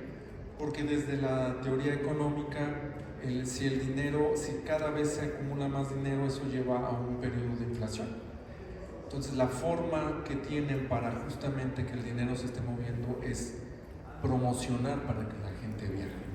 Eso tiene sus implicaciones, porque, por ejemplo, estos chinos ricos que vemos que son empresarios exitosos, que son exitosos porque se benefician de los créditos que ofrece el gobierno. Hay banca privada en China, sí, pero también hay banca pública, y ahí, como una nota al pie de página, hay un banco que se llama Banco Industrial y Comercial de China, que en América Latina ofrece servicios de cuentas individuales. Yo tengo una amiga argentina y justamente le preguntaba cuál era la diferencia entre la banca española, porque la banca española controla gran parte de los bancos en América Latina. Entonces le preguntaba que cuál era la diferencia de los servicios entre la banca española y la banca china. Me decía muy simple: si tú abres una cuenta de ahorros en el banco chino, te dan una cafetera de regalo. En la banca española no te dan eso, y además te cobran unas grandes comisiones. Entonces yo le decía, yo espero que llegue a México el banco, porque prefiero que se me van a cobrar comisiones, que el dinero se vaya a Beijing y no se vaya a Madrid, porque nos tratan peor, ¿verdad? Entonces el consumo está dirigido, ¿no? Entonces, dependiendo de las áreas y en qué se ve en este consumo, ¿Te interesa tener una tablet? Muy bien, compra una tablet de Xiaomi, de Huawei. Es decir, hay que reducir que las empresas extranjeras sigan teniendo, porque sí hay, volviendo a esto de los patrones de consumo, hay chinos que aspiran a las Apple, o sea, tener tecnología de Apple. Y ahora que fue el lanzamiento del, ¿qué es el iPhone 17? El 17 Pro, pues vean la tienda de Shanghai, había una fila, o sea, sí se consume, les digo, al final del día el capitalismo es el capitalismo y la gente siempre ve determinadas mercancías como no solamente por su uso, sino por lo que va a representar en términos de estatus. La cuestión es que sí se permite esto, pero lo que alienta el gobierno es, ¿quieres consumir ese tipo de tecnología? Bueno, consume la tecnología china, no consumas la tecnología extranjera, porque el interés es beneficiar el mercado interno, justo para no depender del exterior y entonces no estar buscando a dónde vender, como ahora precisamente nos ha obligado este segundo gobierno de Donald Trump, que por ahí también, como una nota al pie, yo diría que habría que pensar en otros mercados, porque en términos prácticos ya no hay tratado de libre comercio. Si el señor se levanta un día y dice, le voy a poner aranceles a esta área, entonces ¿para qué tenemos un tratado de libre comercio? Que ojo, yo no estoy diciendo ahí que hay que voltear a ver a China, no, hay que aprender a China en el sentido de, primero hay que fortalecer el mercado interno, para que justo si alguien nos cierra el mercado, pues no tengamos que buscar a ver a dónde vamos a vender, que además ahí también hay que poner este dato. México es el país que tiene más tratados de libre comercio y que nos ha dejado algo importante que han aprendido los chinos, que les permitió al mismo tiempo desarrollar la tecnología, es justo, como decía Abdiel, esta prioridad del desarrollo tecnológico no es nuevo. Efectivamente, desde los años 60 se pone como una prioridad. Fracasó en el sentido de que ellos querían ser el país que más acero produjera. No les funcionó por las condiciones en las cuales estaba China, pero en la década de los años 80, justamente, que es cuando llega Deng Xiaoping y se abre el mercado, lo primero que dijeron, a ver, nosotros estamos atrasados, y ahí tiene que ver algo que tú mencionabas sobre más que la conciencia, la idiosincrasia, algo que no les permitió a los chinos entrar al siglo XX como una gran potencia, es que se seguían viendo como el centro del mundo. La Primera Guerra Mundial dejó ese mensaje, no somos el centro del mundo, entonces hay que dejar atrás estas ideas que tenemos de que somos el centro del mundo. Deng Xiaoping lo tiene muy presente y dice, a ver, nosotros estamos atrasados tecnológicamente, hay que dejar atrás esto que decía bien, que no lo estoy descalificando, de sí nosotros fuimos el centro tecnológico en un momento, proveímos de la pólvora, de la tinta, del papel, etcétera, pero eso ya fue. Entonces nos tenemos que hacer de nueva tecnología. ¿Y cómo lo vamos a hacer? Primero tenemos que mandar estudiantes que van a aprender de esa tecnología y después la van a desarrollar. Nos vamos a convertir, tenemos que traer tecnología acá, que es cuando se da el boom de la manufactura en China. Pero ojo, tenemos que obligar a las empresas que lleguen a China a transferir tecnología. ¿Y eso cómo lo hacían con las joint ventures? Es decir, 50% tiene que ser capital chino, 50% capital extranjero, pero no tienes que dejar tecnología, que es algo que yo siempre pongo en tela de juicio con el Tratado de Libre Comercio con América del Norte. Hay que voltear a ver, ¿tenemos transferencia tecnológica? No, solamente se han beneficiado tres sectores. Uno de ellos es el automotriz. Hay un carro mexicano. Una cosa es que se ensamblen carros en México y otra cosa es que se produzcan carros. Eso lo aprendieron muy bien los chinos, por eso tienen el BYD, porque en el proceso de tú quieres tener beneficio de China con mi mano de obra, muy bien, pero ¿qué voy a tener yo a cambio? Bueno, y además también se dieron cuenta que eso tenía un límite. Lo que tenemos que hacer es desarrollar mayor tecnología, y ahí aparece en el 2005 hay que invertirle en la tecnología y después el Made in China, porque algo que no solamente es en China, tiene que ver con el comercio internacional está fragmentado, las cadenas de producción están fragmentadas. Justo en la pandemia lo que se dieron cuenta es nosotros estamos dependiendo de los chips, particularmente de los chips que se fabrican en Taiwán. Entonces lo que tenemos que hacer es reducir nuestra dependencia de esos chips, y ahí viene el tema de las tierras raras.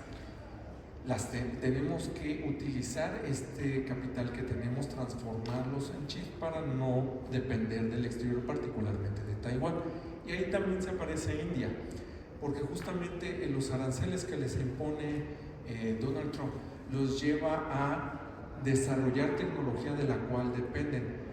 Similitudes que hay, yo porque trato el tema de India, similitudes que hay en desarrollo tecnológico entre India y China, tiene que ver el desarrollo de celulares.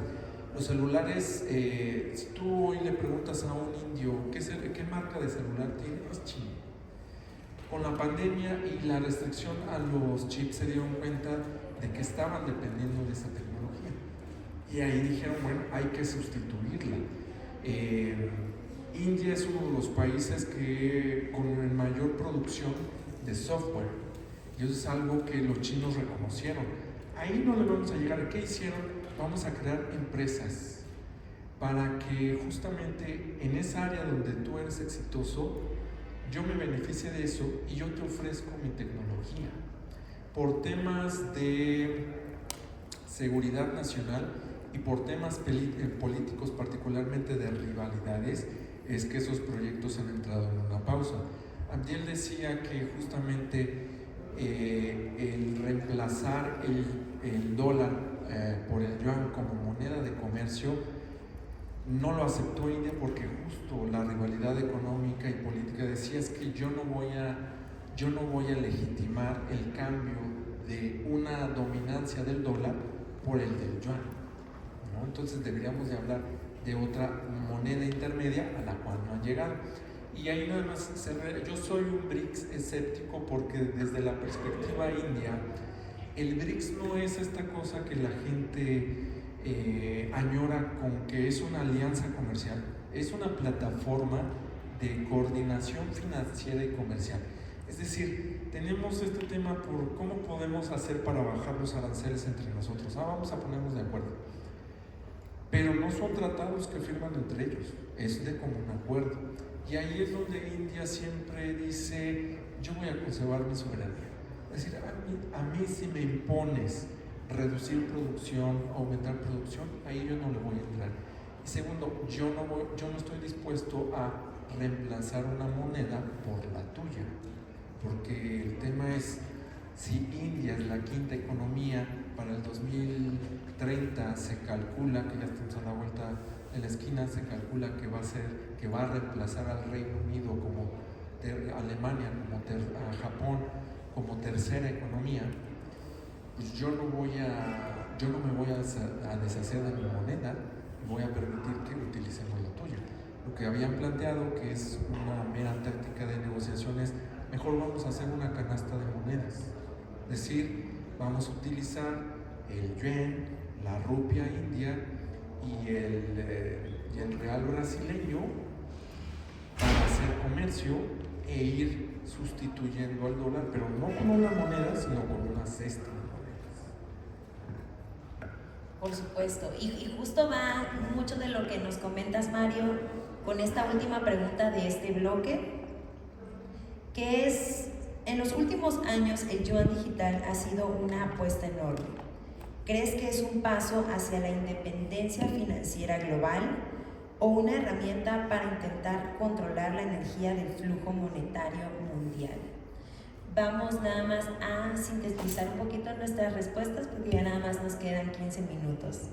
Empezamos por Abdiel. ¿Qué pregunta? Yo creo que esa es una pregunta de tesis. Para los de negocios, ¿no? Los más metodología de la información, así que no pasa nada. Disculpen. Fíjense que, o sea, aquí hay que tener cuidado, y esto de alguna manera yo diría que se dimensiona cuando es expulsado Rusia del sistema SWIFT, ¿no? Del sistema mundial de transferencia de pago. Y Rusia hace una jugada muy interesante con China y empiezan a desarrollar o potenciar el sistema de transferencia de pagos de China, y lo hacen a través de Uzbekistán, si no mal recuerdo, ¿no? Y va a ser algo bien curioso porque en ese momento los rusos estaban financiando parte de lo que es el mercado de cereales en África. Entonces obligó a varios de los países de África a pasarse al sistema chino, precisamente para que pudieran hacer este tipo de transacciones. ¿Y cómo se puede hacer? Solamente con el renminbi, ¿no? O sea, no había de otra forma en ese momento, y se fortalece precisamente la divisa china.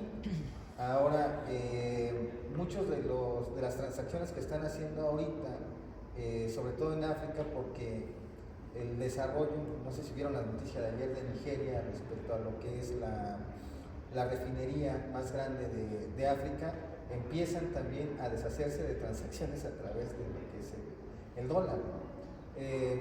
Y estamos viendo sí, una atracción hacia lo que es esta divisa, porque justo como decía hace un momento Mario, la canasta de divisas propuesta por los BRICS no funciona, y China lo que dice, bueno, entonces quienes quieran comerciar en mi moneda, pues adelante, bienvenidos. Y esto lo vamos a ver todavía fortalecido a través de lo que son las cadenas de bloque en la ruta digital de la seda, digamos, otras transacciones que están haciendo ahorita precisamente en términos de transferencia digital, China, el bloqueo ahorita, por ejemplo, los chips de Nvidia, y a que se compren ahora los chips de Huawei a través también de su moneda. Entonces están fortaleciéndola, ¿no? De hecho, creo que están llegando a una paridad en estos momentos en términos internacionales de transacción del yuan digital con el dólar, ¿no? Digo, para ser como muy breve. Sí, por supuesto. Mario, ¿tu perspectiva respecto a esto? A mí el mundo de las monedas virtuales me genera ansiedad, sobre todo porque ¿quién respalda esas monedas? Y porque un día puedes ser rico y al otro día ya eres pobre, y el ejemplo es la moneda que se inventó Milei, ¿no? Me acuerdo mucho creo que es un influencer australiano que le invirtió, entre comillas, a esa moneda, que fue toda una estafa, y al segundo día subió un video muy enojado destrozando, creo que era el garage de su casa, diciendo que iba a ir a buscar a Milei para que le pagara lo que había perdido. Y como nota bien ajena, pues si ya sabes dónde está en la Casa Rosada, porque no vas a la Casa Rosada, te compras un boleto y te vas a la Casa Rosada, porque además había dicho que había vendido sus Rolex, los carros que había comprado, que ahí nos deja ver las dimensiones de lo que implica manejar esas monedas, pero justamente no tienen respaldo, ¿no? O sea, una cosa es el comercio en línea y otra cosa son el manejo de monedas virtuales, que además no se pueden trazar. Y ahí también cuento una anécdota personal. Tengo un amigo que maneja cuentas de una empresa que compró recientemente una empresa de cervezas en Australia. Ahí les dejo el dato. Les hackearon el sistema y justo los hackeadores le pidieron una cantidad que no me acuerdo de cuánto era, pero era una cifra muy respetable. El 70% se las pidieron en Bitcoins. ¿Por qué? Porque no iban a saber dónde llegaba ese dinero. Entonces, ese mundo de finanzas virtuales a mí me genera muchísimas dudas. No sé si vamos a migrar para allá. Lo que sí tengo muy presente es que cada vez utilizamos menos monedas y menos billetes. Se hacen más transacciones vía electrónica, pero de ahí a transitar a ese tipo de moneda, no lo sé. Y no sé si los chinos tienen un pequeño porcentaje en las reservas de dinero compradas en esta moneda, pero tampoco han comprado un 20%. O sea, todavía dependemos de este sistema monetario. De hecho, si me permites, China está cambiando dólares por oro, ¿no? Siguen Sí. fortaleciendo su reserva en lo que es el metal, ¿no? Justo en un evento de inversiones que fui no tiene mucho tiempo, de eso se estuvo hablando muchísimo, cómo a través del oro ahorita es que lo están haciendo y lo están haciendo con varios países justamente en aras de fortalecer el yuan, para que llegue un momento en que digas, ¿quieres oro aquí? Pues en yuanes. Muy interesante, muchas gracias. Y vamos a pasarnos al último bloque, nada más lo vamos a dejar en 2 preguntas para que podamos aterrizar. Y nos vamos con tecnología y educación, justo el tema muy esperado. ¿Qué diferencia principal hay entre la forma china y la occidental de entender la inteligencia artificial partiendo de la educación que ofrece el sistema? Empezamos por Abdiel. Sí, yo pienso que cuando hablemos de inteligencia artificial siempre habrá que poner en cuestión qué es el concepto de inteligencia, ¿no? Y por lo menos 3 elementos se me vienen a mí a la mente: resolver problemas, tomar decisiones y el pensamiento estratégico, ¿no? La planeación estratégica. Voy a poner un ejemplo.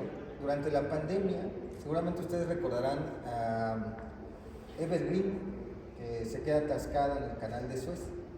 Y era un contenedor de productos chinos que interrumpió la cadena de suministro. Y uno pensaría que fue un problema, ¿no? Pero se mapeó. Se empezó a hacer prospectiva a través de ello y cuáles serían las implicaciones a nivel mundial, ¿no? O sea, una prospectiva solamente con la interrupción de uno de los choque points más importantes a nivel mundial. Entonces, aquí, digamos, más allá de la planificación también es la cuestión de la prospectiva que se hace con esa inteligencia, ¿no? Y esto va en términos de lo que es la recopilación de datos y qué tipo de datos se está recopilando en estos momentos. Quienes están desarrollando los grandes sistemas de inteligencia artificial. Yo diría que aquí habrá que tener en cuenta algo: todo sistema de inteligencia artificial tiene una indicación de inicio y esa indicación es humana, responde a intereses humanos. Cuando ustedes le pregunten, por ejemplo, a DeepSeek, oye DeepSeek, ¿cómo es háblame del sistema autoritario chino? DeepSeek les va a decir, no tengo información. El usuario está haciendo una pregunta indebida, etc. Es decir, todos estos sistemas de inteligencia artificial generativa, sobre todo que tenemos a la mano, han sido entrenados con cierto tipo de interés, del lado chino, del lado estadounidense, etc. Entonces habrá que tener cuidado porque hay muchos sesgos algorítmicos con los cuales están jugando precisamente quienes están desarrollando en este momento todo este tipo de motores, ¿no? Y lo más interesante es hacia dónde están corriendo. Yo diría que dentro de las cuestiones más importantes sí está la inteligencia artificial, pero también está la tecnología cuántica, en donde China está desarrollando cuestiones bien interesantes. Un sol artificial, tienen ya la mayor capacidad de energía solar del mundo, de energía eólica del mundo. Es decir, también tratan de asegurar una independencia energética, porque saben que hasta el día de hoy no son amigos de los rusos, hasta el día de hoy siguen dependiendo de los rusos. Totalmente. Bueno, mucho interés también al tema cuántico que nos comentas, porque sí, hay muchos desarrollos. Justo ayer igual me están apareciendo unas noticias respecto a eso específicamente. Mario, compártenos, por favor. Yo creo que radica en para qué se quiere utilizar la inteligencia artificial. Y trayendo a colación a DeepSeek que mencionaba Abdiel, yo creo que ahí podemos ver justamente para qué se quiere. Lo que hicieron los chinos es abrir el código de DeepSeek para que lo utilizaran, porque las otras empresas son empresas privadas y que estaban pensando en el lucro. No estoy diciendo que los chinos no quieran lucrar, sí quieren lucrar, pero la forma es para qué queremos y qué vamos a conseguir con eso. Además, en este punto en el que nos encontramos de la inteligencia artificial, que no es todavía a lo que se quiere llegar, o sea, la inteligencia artificial en estos momentos nos ayuda a controlar la lavadora, las luces. Alexa, por ejemplo, es inteligencia artificial. A lo que se aspira a llegar es justamente a que realice otro tipo de actividades que se asemejen a lo que hace un ser humano.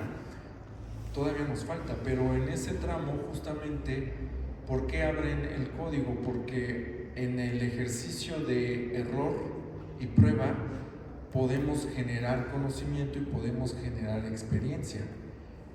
Que eso, y nosotros nos quedamos, digamos, con los costos. Lo que nos ofrecen las otras empresas es, tú asumes ese costo, yo no lo voy a asumir porque al final del día es lucrar por lucrar. Y acá, de nuevo, reitero, no es que sean hermanas de la caridad, no es que no quieran lucrar, sí es que buscan eso, pero la forma es cómo lo vamos a conseguir y sobre todo, para qué queremos utilizar la inteligencia artificial. Para reemplazar al ser humano, que eso está en debate aún, no creo que vaya para allá. Para ayudarnos justo a, no sé, a utilizarlo en una operación, es ético y es moral. Pero si lo queremos hacer para reemplazar a un ser humano, pues por ahí no va. Gracias. Y de esto que nos comentan justo cuál es el fin, hacia dónde vamos, vamos a cerrar con esta última pregunta, este bloque. Con proyectos donde la inteligencia artificial gestiona desde presas hasta cultivos, ¿crees que China está creando una especie de ecosistema vivo de tecnología que puede reaccionar como un organismo planetario? Abdiel. Bueno, esto me recuerda más a... en la Guerra Fría se desarrolló un sistema de defensa soviético, ¿no? El Internet, pero se llamaba mano muerta, se llama todavía, ¿no? Que reacciona incluso aún después de muertos los dirigentes, ¿no? Sigue atacando, es una cuestión bien post-apocalíptica. Pero estamos viendo cosas bien interesantes. El nivel de reforestación de China es el más alto a nivel mundial. Ellos ya tienen automatizado a través también de inteligencia artificial el cultivo de arroz. Están llegando, lo dijimos hace un momento, al lado oscuro de la luna, están generando el parque fotovoltaico a nivel aeroespacial más grande a nivel mundial. Tienen sistemas de láser en tierra capaces de destruir basuras satelitales, ellos les llaman, pero realmente es una exposición de su poder militar desde tierra, por si digamos una guerra no convencional se desata a través de lo que es el espacio. Entonces sí están generando todo un ecosistema.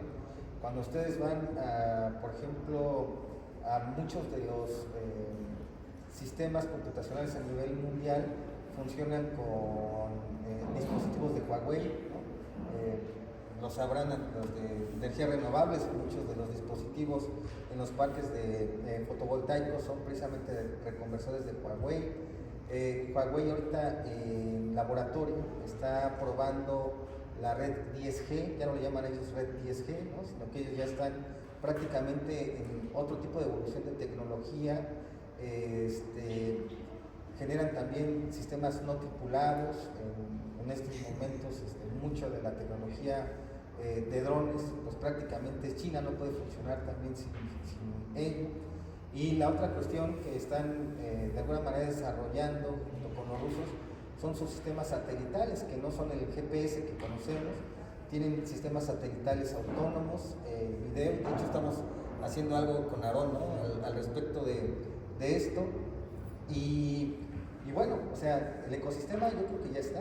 La única cuestión es comprender cómo se está articulando, y se está articulando a grado tal de que muchas de las formas de producción económica que ahorita a lo mejor no somos tan conscientes que existen, las están acaparando los chinos, ¿no? Muchas de las arenas, así le dicen, en el Pacífico, se están yendo por buques hacia China, ¿no? Realmente no se sabe qué tipo de material se están llevando. También de desperdicio industrial, ¿no? Que va directamente hacia allá. En esto que aquí se le ha llamado, yo diría que eufemísticamente, economía circular, pero que realmente ellos hacen logística de reversa. Y hacen logística inversa con algo que se mencionaba hace un momento, lo mencionaba Mario, porque mandan a sus estudiantes a otras partes del mundo, no solamente a hacer turismo, sino a aprender filosofía, a aprender derecho, no solamente las cuestiones de ciencias duras. Quieren saber cómo se hacen las leyes en México, cómo se piensa en México, porque va a haber aperturas, por ejemplo, en cierto tipo de tratados donde van a articular leyes. De hecho es una especialización en el derecho internacional, la articulación de leyes, para comprender qué pueden aprovechar ellos dentro de los esquemas de comercio en todos los estados del mundo prácticamente, ¿no? Y esto es, digamos, parte de la guerra irrestricta que les mencionaba hace un momento. No es nuevo, me acordaba cuando mencionaba Mario de Deng Xiaoping. Él ya decía que el futuro de China, estaba precisamente en las tierras raras, ¿no? Desde entonces ya lo estaban visualizando. Entonces, aquí también pensar que Shenzhen no es una invención de la noche a la mañana, sino que se está desarrollando precisamente desde la década de los 70 con un objetivo específico de independencia, de soberanía tecnológica, muy a la usanza de China. Absolutamente. Tu perspectiva, Mario, en cuanto a qué podría estarse creando con este organismo, con este gran sistema vivo e inteligente. Te respondo así, sí están creando un ecosistema.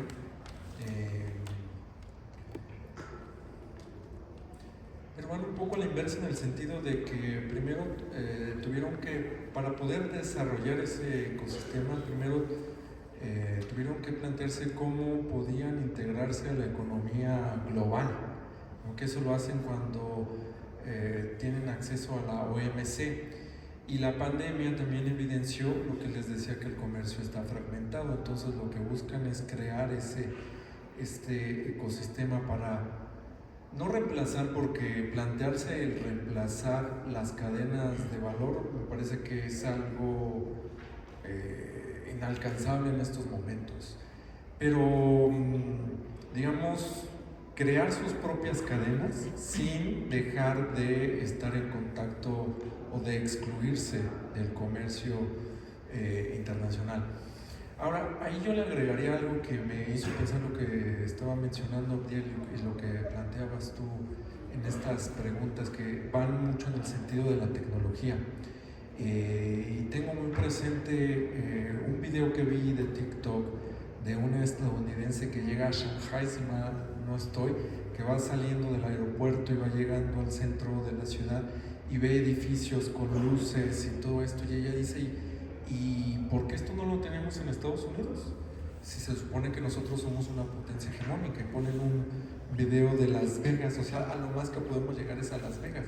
Y ella se pregunta, ¿cómo es posible que China ha llegado a este punto? Yo sí tengo la respuesta, pero yo más bien lo plantearía, mientras en China se están planteando cómo podemos hacer más fácil la vida utilizando la tecnología, en el resto del mundo estamos con estas ideas de que, ¿por qué ahora los aviones sí vemos el recorrido que hacen? Futbolistas que dicen que la Tierra es plana, una diputada que la voy a quemar porque diputada argentina, se apellida Lemoine, que uno de mis alumnos por aquí me había dicho que tiene una foto, y que le dije, pues yo creo que ve pensando quitar tu foto con esa mujer. Vean un video que ella subió en donde afirma que es mentira, que la Tierra es plana, que en realidad es cuadrada, pero que el mundo no ha querido decir por las implicaciones que tiene. Y le preguntaban, ¿y cuál es la evidencia que tiene? Muy fácil, no hay vuelos entre América y Asia pasando por el Pacífico, y no hay porque el planeta no es redondo, sino que es plano. Entonces, mientras los chinos están hablando del uso intensivo de la tecnología, nosotros estamos teniendo estos retrocesos, y sobre todo lo del chip. Me vino este pensamiento a la cabeza porque justamente lo que se dijo con la vacuna del COVID, que en realidad lo que querían hacer era ponernos un chip para controlar, Dios santo. O sea, ¿cómo es posible que del otro lado estén hablando de la tecnología y aquí estamos hablando de un retroceso en el que no hay que utilizar la tecnología porque es mala? O sea, y ahí cerraría y dejaría esto a la reflexión.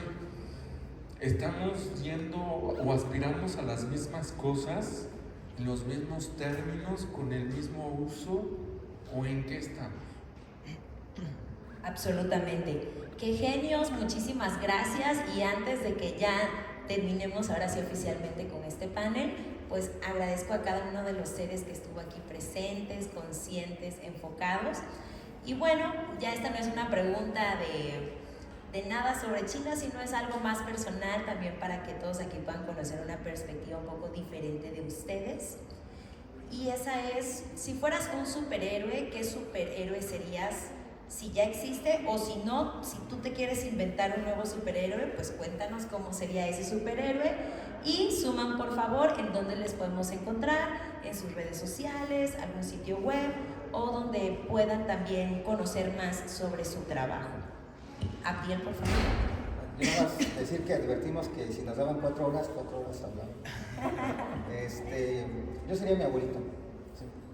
Yo sería si tuviera esa posibilidad, ¿no? Una persona que transformaba las vidas de quien se acerca. Qué bonito. ¿Tus redes sociales o dónde te encontramos? Pues Abdiel Hernández Mendoza, creo que sí estoy.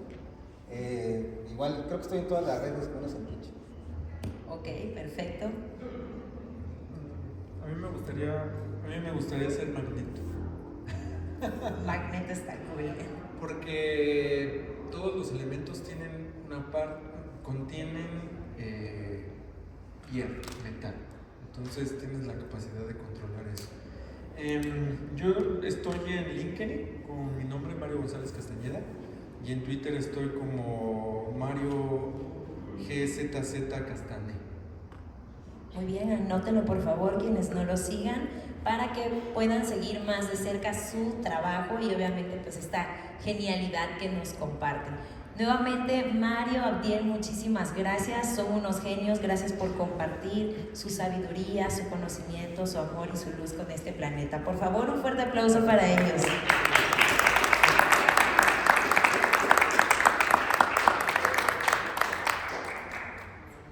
Verdaderamente, antes de empezar, me preguntaban que cuánto tiempo tenían para la plática. Yo de que 1 hora, pero no pasa nada si se pasan un poquito, ¿no?